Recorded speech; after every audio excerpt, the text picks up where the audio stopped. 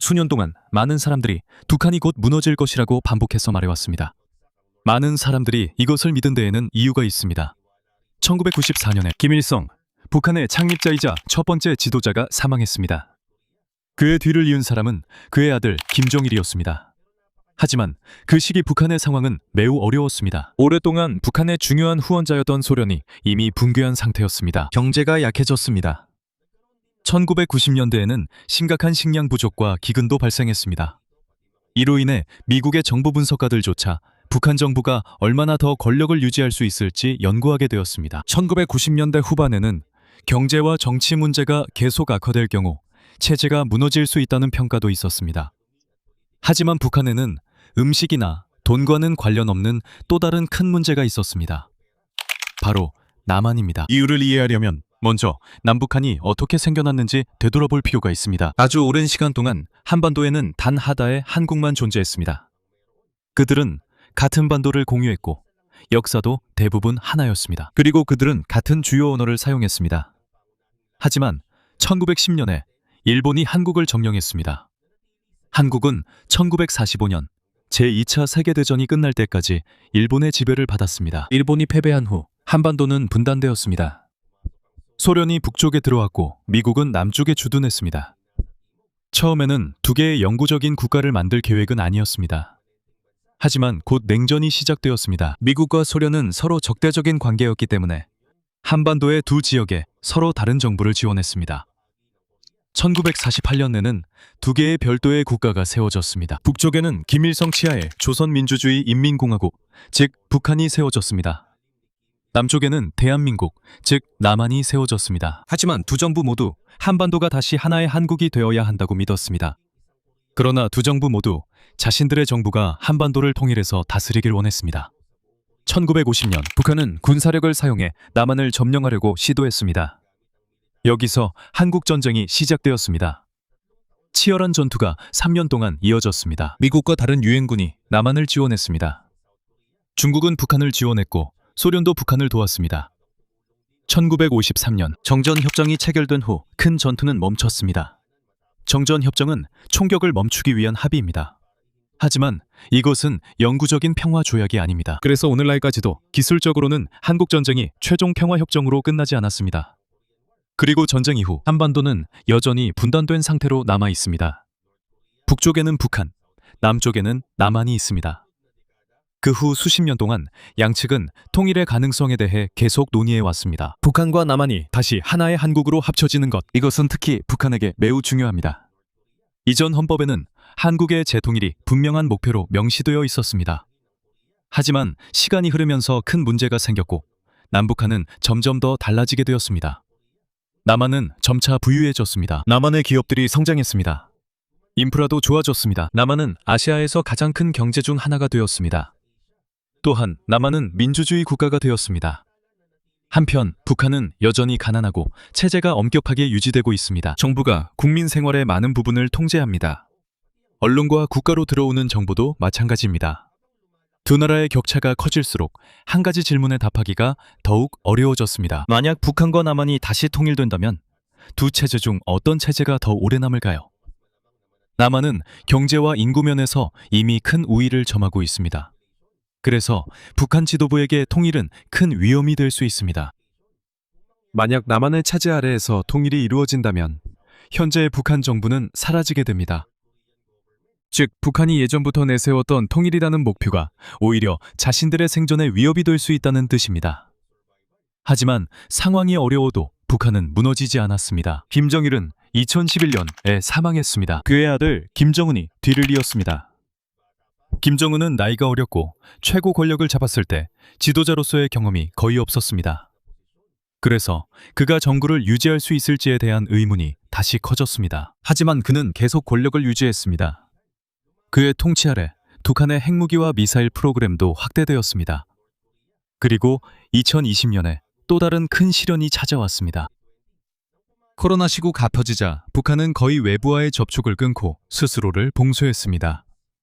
국경을 철저히 통제했고 식량 부역의 상당 부분이 붕괴되었습니다. 식량과 다른 물자의 유입이 더욱 어려워졌습니다. 하지만 다시 한번 정부는 무너지지 않았습니다. 그리고 북한이 위기를 하나씩 넘길 때마다 김정은은 북한이 왜 존재해야 하는지에 대한 근본적인 생각을 바꾸기 시작했습니다. 가장 큰 변화는 2024년에 들어서면서 점점 더 뚜렷해지기 시작했습니다. 김정은은 더 이상 남한을 언젠가 다시 하나가 될 한나라의 일부로 봐서는 안 된다고 말했습니다. 대신 그는 양측의 관계를 두 개에 분리되고 적대적인 국가 간의 관계라고 불렀습니다. 북한은 또한 통일과 관련된 일부 정부 조직과 상징들을 제거하기 시작했습니다. 그리고 2026년에는 변화가 더욱 뚜렷해졌습니다. 2026년 5월에 발표된 개정 헌법에서 북한의 목표가 통일이라는 내용을 삭제했습니다. 또한 국가 영토에 대한 새로운 설명도 추가했습니다. 북한의 북쪽에는 중국과 러시아가 있다고 명시했습니다. 그리고 남쪽에는 남한의 공식 명칭인 대한민국이 있다고 했습니다. 이것의 의미는 간단합니다. 북한의 새로운 공식 입장에 따르면 이제는 남한을 통일해야 할 한나라의 일부로 더 이상 묘사하지 않습니다. 북한은 남한을 국경 너머의 별도의 국가로 간주하고 있습니다. 이것은 엄청난 변화입니다. 수십 년 동안 통일은 북한이 내세우는 가장 중요한 목표 중 하나였습니다. 그런데 이제는 그것조차 헌법에서 삭제되었습니다. 여기서 김정은이 문제를 해결하기 위해 무엇을 했는지 알 수 있습니다. 그는 남한이 더 강하고 더 부유하다는 것을 알고 있습니다. 그래서 통일된 한반도를 누가 이끌어야 하는지 주장하는 대신 그는 북한과 남한을 그냥 두 개의 별도 국가로 간주하기로 선택했습니다. 하지만 헌법 개정은 더 긴 이야기의 끝부분일 뿐입니다. 북한이 무너질 것이라 예상된 여러 문제들 속에서 어떻게 살아남았는지 이해하려면 우리는 김정은이 국내에서 실제로 무엇을 했는지, 그리고 북한의 대외적 입장이 어떻게 변했는지 살펴봐야 합니다. 권력을 유지하기 위해 북한은 단 한 가지 문제가 아니라 여러 문제를 극복해야 했습니다. 북한 정부를 무너뜨릴 수 있는 네 가지 큰 위협이 있습니다. 첫 번째는 미국과의 전쟁 가능성입니다. 1991년 소련이 붕괴한 후 북한의 가장 강력했던 옛 후원자가 사라졌습니다. 이는 평양에게 큰 문제였습니다. 북한은 오랫동안 미국, 남한, 그리고 일본과 긴장 관계를 유지해왔습니다. 1968년 북한은 미국 정보함인 USS 푸에블로호를 납포했습니다. 승무원 1명이 사망했고 80명 이상의 미국인이 거의 11개월 동안 억류되었습니다. 1969년에는 북한이 미 해군 정찰기를 격추시켰습니다. 탑습승에 있던 31명 전원이 사망했습니다.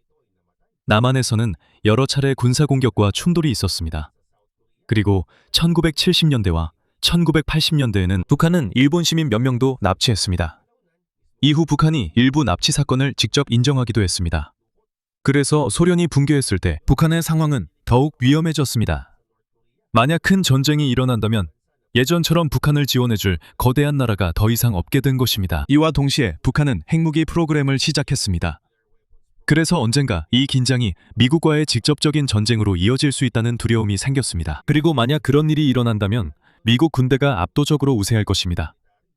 2017년에 다시 한번 위험이 심각해졌습니다. 그 당시 북한은 핵무기와 장거리 미사일을 빠르게 시험하고 있었습니다. 양측은 서로를 위협하기도 했습니다. 미국 대통령 도널드 트럼프 행정부는 다양한 군사 옵션을 검토하고 있다고까지 밝혔습니다. 그래서 북한 정부에게는 첫 번째 문제가 분명했습니다. 그들은 미국처럼 더 강한 나라가 자신들의 정부를 전복시키려는 시도를 어떻게 막을 수 있을까요? 하지만 문제는 전쟁뿐만이 아니었습니다. 두 번째 위협은 북한이 세계의 대부분과 멀어지고 있다는 점입니다. 2006년부터 유엔 안전보장이사회는 북한에 대한 제재를 부과해왔습니다. 핵과 미사일 프로그램 때문에 제재는 한 국가의 상업활동과 무역을 제한하는 처벌입니다. 북한이 계속해서 핵과 미사일 실험을 하면서 제재는 더욱 강화되었습니다. 북한의 일부 제품 판매가 제한되었습니다. 일부 연료와 기계의 반입도 제한되었습니다. 그리고 군사 프로그램에 도움이 될 수 있는 기타 물품들도 제한되었습니다. 이것은 큰 문제입니다. 왜냐하면 어떤 나라도 혼자서 쉽게 살아갈 수 없기 때문입니다.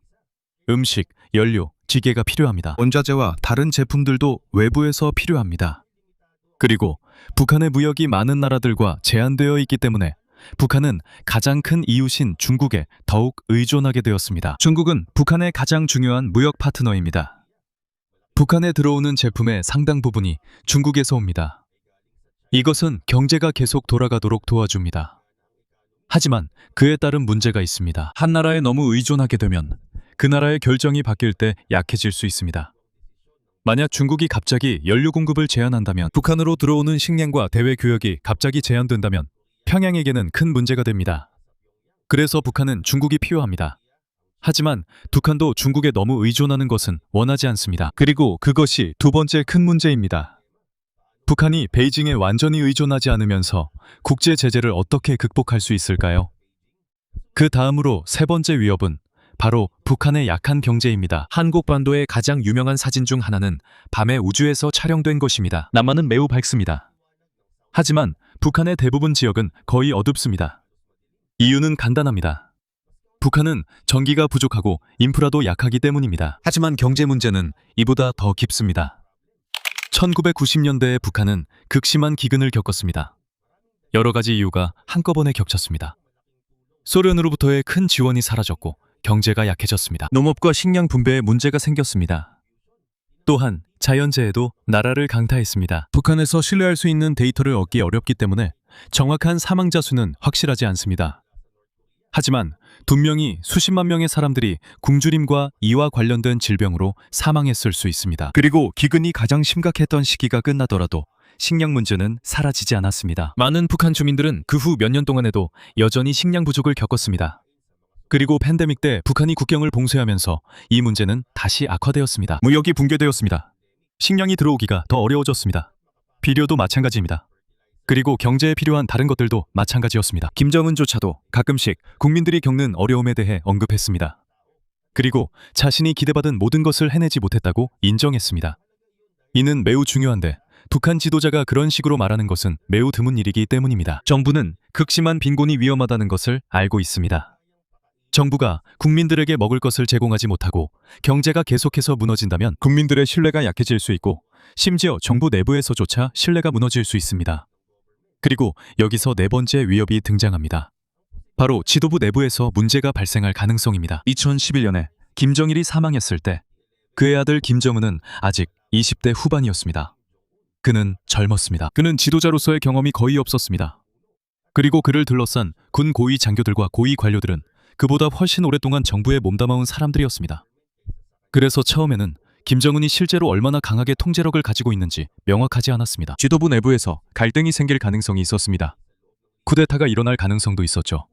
그리고 만약 평범한 사람들의 삶이 더 악화된다면 봉기가 일어날 가능성도 있었습니다. 하지만 그 후 몇 년 동안 김정은은 누가 진짜 권력을 가지고 있는지 점차 보여주기 시작했습니다. 그는 많은 고위 관료들을 교체하거나 해임했습니다. 그는 자신의 통치에 위협이 된다고 여긴 몇몇 사람들을 처형했습니다. 여기에는 2013년에 처형된 강력한 고위 관료였던 그의 삼촌 장성택도 포함됩니다. 북한 정부가 국가에 대한 중대한 범죄로 그를 고발한 후였습니다. 2017년에는 김정은의 이복형인 김정남도 사망했습니다. 말레이시아에서 BX 신경작용제를 이용한 공격을 받은 후였습니다. 미국과 한국은 북한이 암살의 배후라고 밝혔습니다. 이에 대해 평양은 혐의를 부인했습니다. 시간이 지나면서 김정은 본인이 직접 통제하고 있음이 분명해졌습니다. 하지만 여전히 가장 큰 문제는 남아 있습니다. 그는 정부를 미국으로부터 지켜야 했습니다. 그는 강력한 제재 속에서도 살아남아야 했습니다. 또한 그는 취약한 경제를 계속 유지해야 했습니다. 그리고 그는 북한 내부에서 자신을 권력에서 끌어내릴 만큼 충분히 강한 세력이 없도록 확실히 해야 했습니다. 많은 나라에서는 이 문제들 중 하나만 있어도 큰 위기가 될 수 있습니다. 북한에서는 이 모든 문제들이 수년 동안 동시에 존재해왔습니다. 하지만 정부는 무너지지 않았습니다. 대신 북한은 각 문제를 하나씩 해결할 방법을 천천히 찾아냈습니다. 그리고 북한이 처음으로 해결하려고 했던 문제는 가장 위험한 것이었습니다. 미국의 공격을 어떻게 막을 것인가? 처음에는 북한은 워싱턴과 협상을 통해 이 문제를 해결하려고 했습니다. 북한은 미국과의 합의를 통해 긴장을 완화하려고 시도했습니다. 1990년대 초 몇 가지 조치가 취해졌습니다. 남북한은 한반도에서 핵무기 개발을 막기 위해 노력했습니다. 1992년 두 나라는 핵무기를 만들거나 숨기지 않기로 합의했습니다. 그 후 북한과 미국 간의 직접적인 대화도 이루어졌습니다. 1994년 그들은 기본 합의라는 합의를 만들었습니다. 계획은 간단했습니다. 북한은 핵 프로그램의 일부를 중단하기로 했습니다. 그 대가로 에너지와 전기 생산만을 위한 새로운 원자로를 얻는 데 도움을 받기로 했습니다. 처음에는 진전이 있었습니다. 하지만 시간이 지날수록 합의 이행에 문제가 생겼습니다. 양측 모두 신뢰를 잃었습니다. 약속된 프로젝트들이 지연되었습니다. 한편 북한의 핵 활동에 대한 의심은 계속되었습니다. 2000년대 초가 되자 합의는 완전히 무너졌습니다. 이때 평양의 전략이 바뀌었습니다. 전쟁을 피하기 위해 합의에만 의존하는 대신 북한은 적의 공격을 직접 막을 수 있는 무기를 만들었습니다. 핵무기. 2006년 북한은 첫 번째 핵실험을 실시했습니다. 그 후에도 여러 차례 실험이 이어졌습니다. 이와 동시에 북한은 더 강력하고 더 멀리 날아가는 미사일도 개발했습니다. 그것은 중요합니다. 왜냐하면 핵무기는 아무 소용이 없기 때문입니다. 미국을 위협하기 위한 수단이지만 멀리 있는 목표를 파격할 방법이 없다면 의미가 없습니다. 그래서 북한은 ICBM을 개발했습니다. ICBM은 다른 대륙까지 핵탄두를 실어 보낼 수 있는 아주 먼 거리의 미사일입니다. 2017년 북한은 미사일을 시험 발사하여 미국의 대부분 지역에 도달할 수 있음을 보여주었습니다. 워싱턴에 대한 위협이 갑자기 달라졌습니다. 예전에는 미국 대통령이 북한을 공격해서 그 정부를 무너뜨릴 수 있다고 생각할 수 있었습니다. 하지만 북한이 핵무기로 보복할 가능성이 생기면 전쟁의 대가가 너무나도 커지게 됩니다. 핵전쟁이 일어난다고 해서 북한이 반드시 미국의 한 도시를 파괴할 수 있다는 뜻은 아닙니다. 여전히 신뢰성에 대한 많은 의문이 남아 있습니다. 미사일의 정확성과 첫 번째 공격에 대한 방어 능력에도 여전히 의문이 있습니다. 하지만 핵 보복의 가능성만으로도 미국의 대규모 공격을 훨씬 더 위험하게 만듭니다. 이것이 바로 핵 억지력이라고 불립니다. 개념은 간단합니다. 내가 나를 공격하면 나도 너에게 보복할 수 있다. 그리고 북한에게 이것은 엄청난 보호막이 됩니다. 이것이 전쟁을 불가능하게 만들지는 않았습니다. 하지만 이것은 미국이 북한 정권을 직접적으로 전복시키려는 시도를 매우 비싸고 위험하게 만들었습니다. 그 이후로 예전에는 상상하기 힘들었던 또 다른 일이 일어났습니다. 2018년에 김정은은 미국 대통령 도널드 트럼프와 싱가포르에서 직접 만났습니다. 이것은 현직 미국 대통령과 북한 지도자가 처음으로 만난 순간이었습니다. 이후에도 다른 만남들이 이어졌습니다. 하지만 이것이 핵 문제를 해결하지는 못했습니다. 북한도 핵무기를 포기하지 않았습니다. 하지만 김정은에게는 분명한 결과가 있었습니다. 세계에서 가장 강력한 나라의 대통령이 이제 그와 직접 대화하고 있습니다. 그리고 그것은 북한의 또 다른 문제인 중국과의 관계에도 도움이 되었습니다. 북한은 오랫동안 중국이 필요했습니다. 무역, 연료, 그리고 다른 상품들을 위해서입니다. 하지만 평양은 중국만이 의존할 수 있는 유일한 나라가 되는 것을 원하지 않았습니다. 그래서 미국과 직접적인 관계를 맺게 된 것은 북한에게 매우 중요한 일이었습니다. 하지만 2022년에 러시아가 우크라이나를 침공한 이후 훨씬 더 큰 변화가 찾아왔습니다. 전쟁이 길어지면서 러시아는 엄청난 양의 포탄, 미사일, 그리고 다른 군수품이 필요하게 되었습니다. 그리고 북한에는 이런 무기들이 많이 있습니다. 이 점에서 전 세계 대부분이 오랫동안 외면해온 그 나라는 러시아의 매우 유용한 존재가 되었습니다. 모스크바와 평양의 군사협력이 확대되었습니다.